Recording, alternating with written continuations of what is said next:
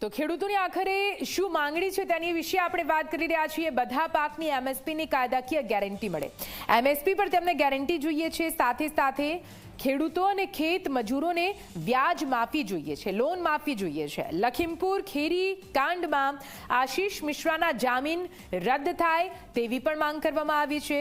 જે પણ આરોપીઓ છે તેમને સજા આપવામાં આવે તેવી માંગ કરવામાં આવી છે। તમામ દોષિતો ને સજા થાય તેવી માંગ કરવામાં આવી છે।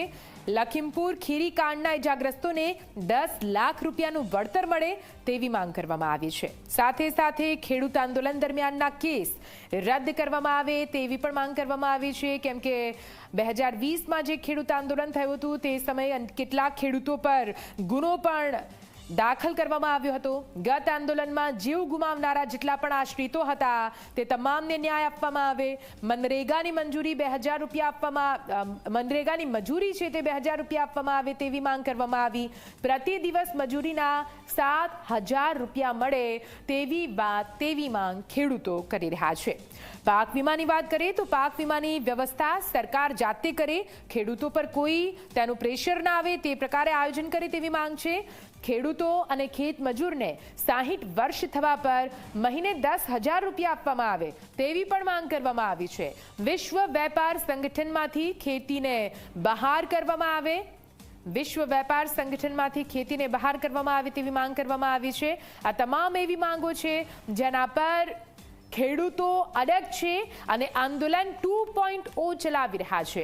હવે અત્યાર સુધીની ખેડૂત આંદોલનની મોટી વાતોની વાત કરીએ તો હરિયાણાના 7 જિલ્લામાં ઇન્ટરનેટ બંધ કરી દેવામાં આવ્યું છે।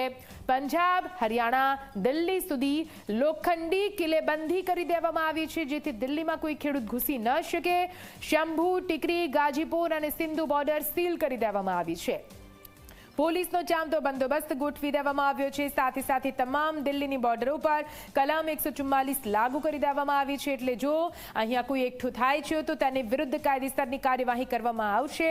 હરિયાણાના 15 જેટલા જિલ્લા છે જ્યાં કલમ 144 લાગુ કરવામાં આવી છે। સાથે સાથે 7 જિલ્લામાં હરિયાણાના 7 જિલ્લા છે જ્યાં ઇન્ટરનેટ સેવા હાલ બંધ કરી દેવામાં આવી છે, જેથી કોઈ અફવાઓ ન ફેલાય અને જે આંદોલન ચાલી રહ્યું છે તેને વધારે વેગ ન મળે।